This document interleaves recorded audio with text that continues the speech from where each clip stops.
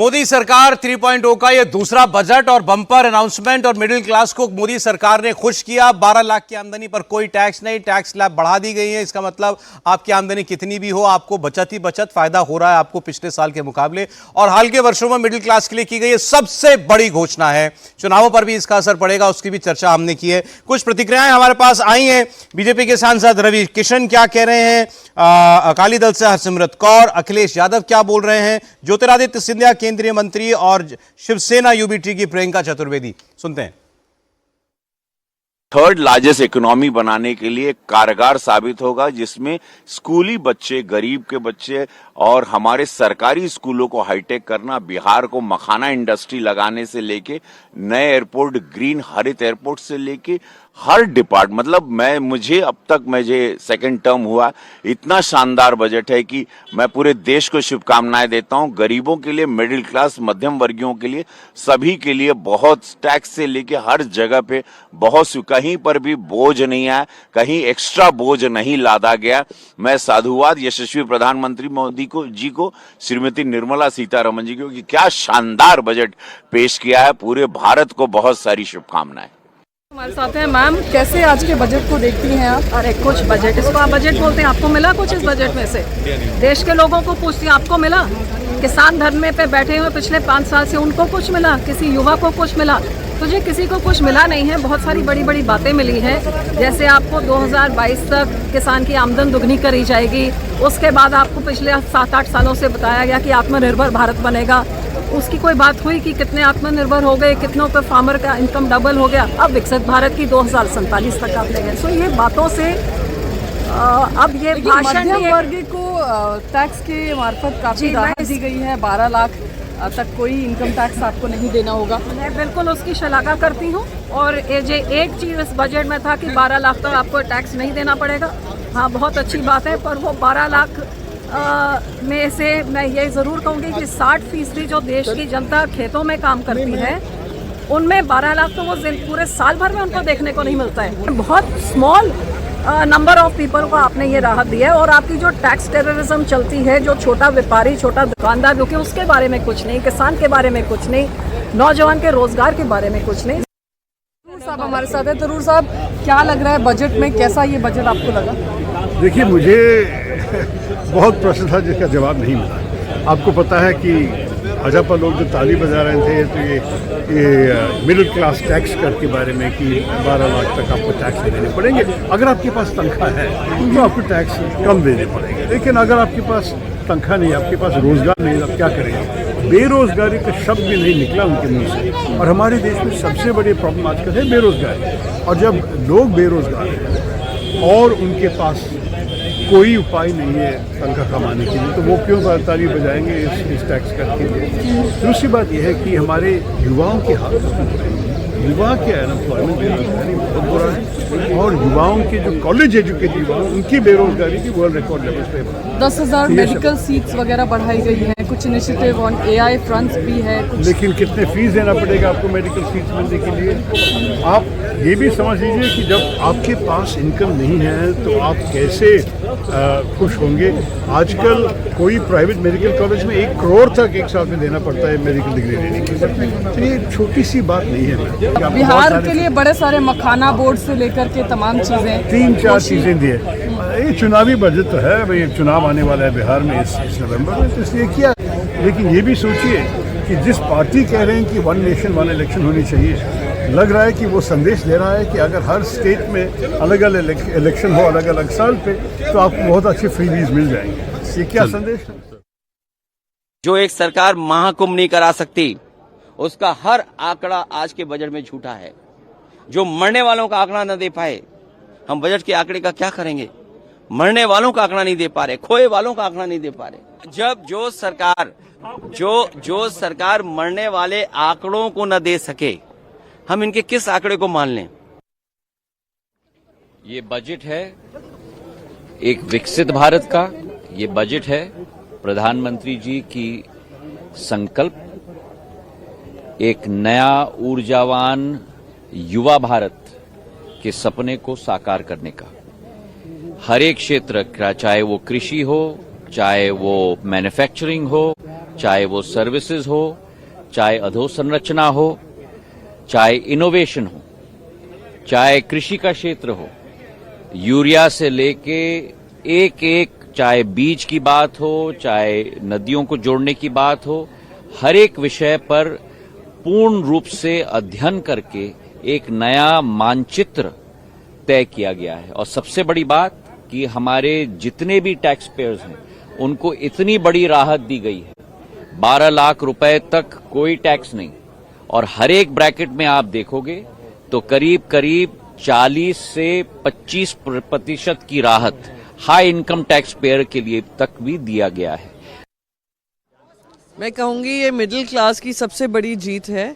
ये 240 वोट पर आने की जीत है, क्योंकि जिस तरीके से पिछले 10 साल से मिडिल क्लास की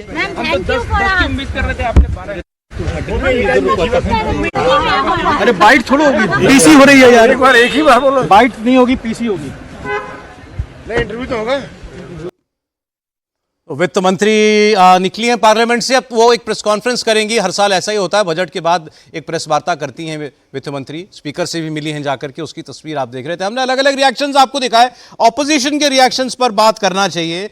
प्रियंका चतुर्वेदी ने कहा ये मिडिल क्लास की सबसे बड़ी जीत है। उन्होंने कहा ये पार्लियामेंट में मोदी जी के 240 सांसद आए हैं, उसकी वजह से हुआ, ये सरकार पर दबाव पड़ा है। देखिए, राजनीति में आप किस तरफ खड़े, किस किनारे पे खड़े ना, उसी नज़रिए से आप अपने चश्मे से उसको देखते हैं। वो मिडिल क्लास की जीत बता रही है, लेकिन मिडिल क्लास की जीत को किस तंज के साथ उसमें जोड़ा है ना। उनका कहने का मतलब 240 पर पहुंच झटका दिया था, मिडिल क्लास ने झटका दिया, उसकी वजह से हुआ। तो सर क्या इस बजट से 300 सांसद हो जाएंगे क्या? 240 तो आ ही चुके हैं। नहीं, उनका कहना है कि उसका दबाव सरकार पर दिखाई दे रहा है, कि मिडिल क्लास ने जो उनको झटका दिया उसका दबाव वहां पर दिखाई दे रहा है। दबाव का आपका, हाँ, दबाव के तौर पर, कि उससे बढ़ेगा नहीं, लेकिन एक दबाव, उसका असर दिखाई देता है। और मिडिल क्लास का तो मन जीत लिया मोदी जी ने, तो साफ साफ कहना चाहिए। ये है इसका पूरा सबका जीता है सर। अगर आप ध्यान से अगर बजट देखेंगे तो मिडिल क्लास को तो बहुत बड़ी राहत दी है जो मिडिल क्लास उम्मीद कर रही थी 12 लाख तक का इनकम टैक्स फ्री करने का। लेकिन सारे सेक्टर में अगर आप देखेंगे तो सबको राहत मिली हुई है। बुजुर्ग को राहत मिली हुई है, उनको आप अगर देखेंगे तो पेंशन वालों को राहत मिली हुई है, युवाओं के लिए, SC ST महिलाओं के लिए, उद्यमी बनाने के लिए उनके लिए लोन की व्यवस्था है। अगर व्यवसाय करते हैं तो 2 करोड़ रुपए तक का लोन विदाउट इंटरेस्ट उनको दिया जाएगा। मुझे लगेगा सर कोई सेक्टर नहीं है जिसमें। हरसिमरत कौर ने यह बोला कि उनसे पूछा हमारी रिपोर्टर ने, हमारी सहयोगी ने, विजय लक्ष्मी ने, कि भाई मिडिल क्लास को इतना 12 लाख तक के लोग कमाई पर टैक्स नहीं। तो उन्होंने कहा कि लोग ही कितने हैं इस ब्रैकेट में, कितने लोग आते हैं जिनको फायदा मिलेगा इसका? मैं बस ये जिसको कहते हैं ना कि जो मैं बोलने जा रहा तो आपने सवाल पूछ लिया। 7.5 करोड़ लोग, भारत के 7.5 करोड़ नौकरी पेशा लोगों को, यानी जो लोग कुल टैक्स पेयर्स का 85% हैं, उनको टैक्स लगेगा नील। 7.5 करोड़ का मतलब हुआ, अगर 4 का औसत परिवार माने, उसको फैमिली के तौर पर औसत परिवार माने, तो भी वो 22 करोड़ से 28-29 करोड़ व्यक्तियों तक जाता है, अगर एक परिवार की बात करें। और ये किसी भी सरकार के लिए सामान्य फैसला नहीं होता। ये बहुत कठिन फैसला है, दुस्साहसिक फैसला है कि आप 7 लाख से सीधे बढ़ाकर 12 लाख कर दें। ये आपके टैक्स कैलकुलेशन में आपका जो, जिसको कहें कि सरकार की आवक जो है, उसको बहुत बड़ा फर्क डालता है। तो दुस्साहसिक निर्णय है। और मैं फिर कह रहा हूं, नरेंद्र मोदी ने यह करके दिखा दिया। अगर इनको सिर्फ चुनाव के लिए करना होता, दिल्ली में निश्चित तौर पर इसका फायदा होगा, सिर्फ चुनाव के लिए करना होता, तो लोकसभा से बेहतर समय कौन था जब वो खुद नारा दे रहे थे अब की बार 400 पार, उस वक्त वो लेकर आते। लेकिन सरकार ने जो उसकी इकोनॉमिक, जो फिस्कल, जो मॉनेटरी, जो पॉलिसीज होती है और कितनी गुंजाइश है, उस सब को देखकर ये जो छूट दी है वो दिया हुआ है। 7 करोड़ 70 लाख टैक्स पेयर्स को इसका फायदा होगा जो अब जीरो टैक्स में आ गए। इसको 25 करोड़ लोग मानिए, आपने उसका मल्टीप्लाई कर दिया 3 या 4 से, एक फैमिली के तौर पर देखें तो इसको 25 करोड़ लोगों पर असर मानिए। यदि पॉलिटिकल असर आप इसको देखना चाहते हैं तो 25 करोड़ लोग होते हैं, और 25 करोड़ में यदि 4-5 लोगों को 3 लोग कर दे वोटर के तौर पर, तो कम से कम 20 करोड़ वोटर पर इसका असर पड़ रहा है। यदि इसको पॉलिटिकल मैथमेटिक्स में हम देखेंगे तो बड़ा हुआ है। और 7 करोड़ वोटर जो है या टैक्स पेयर है, वो एक बड़ी तादाद है, जिसका मैं जिक्र ही कर रहा था कि भाई 90% लोग तो वो हैं, और जो 10% लोग रिचेस्ट, मतलब जैसे आप कहते हैं रिचेस्ट से भी बड़ा कोई शब्द होता है तो उसके लिए बिलियनर्स जैसे हैं, वो 3% टैक्स दे रहे हैं। ये टैक्स रिजीम में कैसे चेंज करना चाहिए, इस पर थोड़ा सा और भी ध्यान देना चाहिए सरकार को, कि जो बिलियनर्स हैं हमारे, जो बड़े अरबपति यूनिकॉर्न है, वो 3% टैक्स, 3% नहीं, टोटल हिस्सा जो रेवेन्यू का है, टैक्स का हमारे पास, डायरेक्ट टैक्स का। अच्छा, उसमें उनकी ये उनकी भागीदारी हिस्सेदारी केवल 3% है। ओके, समझे, ठीक। जबकि उनके पास अब प्रियंका, income- अब इसमें शशि थरूर साहब बोले चुनावी बजट है। इसमें एक लाइन मैं और जोड़ दूं, नहीं तो ये मिस हो जाएगा। सीनियर सिटीजन, चूंकि सबसे ज्यादा उनके लिए क्या होता है, वो पैसा जो होता है उसको एफडी में डाल देते हैं। एफडी के इंटरेस्ट पर भी टैक्स लगता है। अब सीनियर सिटीजन के लिए जो टीडीएस लिमिट है, 50,000 डिपॉजिट इंटरेस्ट, वो 1 लाख कर दिया गया है। तो ये बहुत, मतलब उनके लिहाज से देखिए तो बहुत ही बड़ी चीज है। तो अगर हम देखें, दोबारा बताइए जरा ये बात आप। वो एक्चुअली से टैक्स डिडक्शन से भी बड़ी है यदि उसको देखा जाए।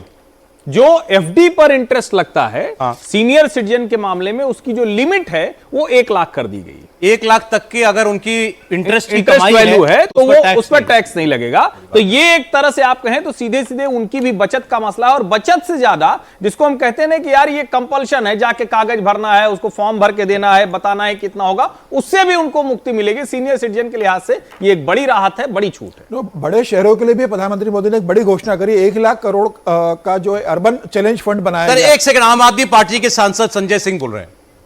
पूंजीपति हैं, बड़े बड़े जो प्रधानमंत्री जी के दोस्त हैं, बीजेपी के दोस्त हैं, जिनका लाखों करोड़ रुपए का कर्जा बाकी है, उनका कर्जा माफ नहीं किया जाएगा। लाखों करोड़ रुपए का कर्जा जो माफ किया गया है, उसकी वसूली कैसे की जाएगी, इसके बारे में कोई स्पष्टीकरण नहीं। दूसरी बात, रोजगार के लिए इस बजट में कुछ नहीं है। किसान के फसल के दाम के लिए, एमएसपी के लिए दोगुना करने के लिए कोई बजट का आपने निर्धारण नहीं किया। तो कुल मिलाकर एक ऊंट के मुंह में जीरा आपने सैलरीड क्लास को जरूर दिया है, बाकी इसके अलावा इस बजट के अंदर कुछ भी नहीं। आप लोग जो सैलरीड क्लास के लिए, मिडिल क्लास के लिए लगातार आवाज उठा रहे थे कि मिडिल क्लास को सुविधाएं मिलनी चाहिए, तो सैलरीड क्लास के लिए तो राहत है। देखिए, जो छोटे मोटे बिजनेस करने वाले लोग हैं, उनको आपने इससे बाहर कर दिया। उनकी भी तो आमदनी 12-15 लाख रुपए साल की होती है, एक बात। दूसरी बात क्या है कि सबसे बड़ा इस देश की अर्थव्यवस्था को चौपट करने का कारण क्या है कि आपने चंद पूंजीपतियों का 16 लाख करोड़ रुपए माफ कर दिया। जीरो लगाते लगाते थक जाएंगे आप, इतना पैसा माफ किया है मोदी सरकार ने। और उस 16 लाख करोड़ रुपए की वसूली आप कैसे करेंगे, आपने उस पर कोई बातचीत नहीं की। आने वाले दिनों में आप अपने पूंजीपति दोस्तों का कर्जा माफ नहीं करेंगे, इसके बारे में आपने कुछ नहीं बोला, चुपचाप रहे आप। एमएसएमई के लिए कई सारी घोषणाएं, खासतौर पे जो स्टार्टअप के लिए लोन, ऐसी घोषणाएं हम पहले भी इनकी देख चुके हैं। जमीन पे क्या उतरता है? जमीन पे तो हम यही देख रहे हैं कि पूंजीपति दोस्तों का कर्जा माफ हो रहा है। बजट में बिहार का कई बार जिक्र आया, अपोजिशन इसे लेकर सवाल खड़े कर रहा है कि बिहार में चुनाव, इसलिए उस पर फोकस है। देखिए, पहली बात तो अभी एक दिमाग में डाउट यही हो रहा है कि इस बात का नोटिफिकेशन ये कह रहे हैं 8 फरवरी के बाद आएगा। क्यों भाई?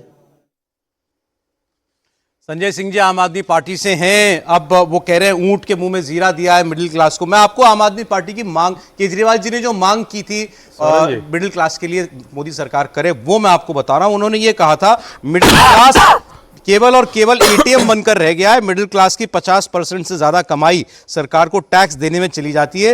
ये टैक्स टेररिज्म है। हम मांग करते हैं कि देश का अगला बजट देश के मिडिल क्लास को समर्पित तो कर दिया मोदी जी ने। ये तो ये अरविंद जी की जीत हो गई, कर दिया उन्होंने। अरविंद जी की जीत है। ये अरविंद फिर भी केजरीवाल संजय जी जी ने कहा नाराज है था और कहा था कि हम मांग करते हैं 10 लाख तक की आमदन पर कोई टैक्स ना लगे। मोदी जी ने 12 लाख कर दिया।